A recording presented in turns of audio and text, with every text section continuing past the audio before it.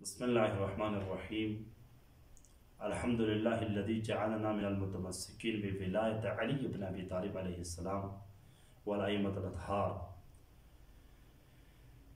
ایک عظیم روایت عید غدیر کے حوالے سے آپ ناظرین کی خدمت میں پیش کرتا ہوں۔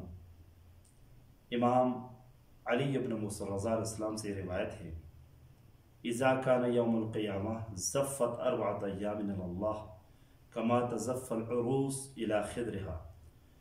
قیامت کے دن 4 دنوں کو اس طرح سے سجایا جاتا ہے جس طرح دنیا میں دلہن کو سجایا جاتا ہے، قیامت کے دن 4 دنوں کو سجایا جاتا ہے: روز جمعہ، روز قربان، عید قربان، روز عید فطر اور عید غدیر۔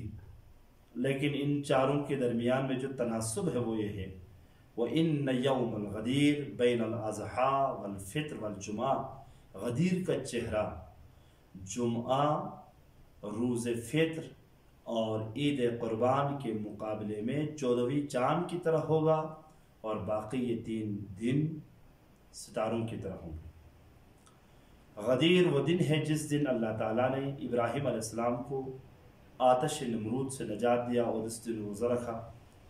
وہ یوم الذی، یہ وہ دن ہے کہ خدا نے نبی اکرم صلی اللہ علیہ وسلم کے دین کو مکمل کیا، اور اس دن کی فضیلت کی وجہ سے پیغمبر خدا صلی اللہ علیہ وسلم نے روزہ رکھا۔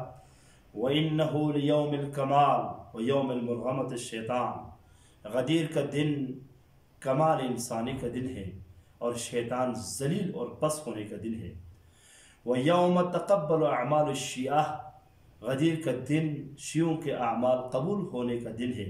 وَمُحِبِّ آلِ محمد، آل محمد کے چاہنے والوں کے اعمال قبول ہونے کا دن ہے۔ وَهُوَ يَوْمُ الَّذِي يَعْمَدُ اللَّهُ فِيهِ إِلَىٰ مَا عَمَلَهُ مُخَالِفُونَ۔ اس دن خداوند قدوس مخالفین غدیر کے اعمال کو ختم اور پس کرنے کا دن ہے۔ فَيَجْعَلُ هَوَا مَنْصُورًا، اور انہیں پس کر دے گا، ان کی کوئی حیثیت نہیں ہوگی۔ اور یہ وہ دن ہے کہ جس دن خدا نے جبریل کو حکم دے گا کہ وہ کرامت کی کرسی نصب کرے بیت المعمور کے مقابلے میں۔ وَيَسْعَدُهُ جبریل وَيَتَجَمُّعُ إِلَيْهِ الْمَلَائِكَةُ۔ آسمان پر غدیر کا ماحول بنایا جائے گا اور جبریل کرسی نور کی کرسی پر بیٹھیں گے۔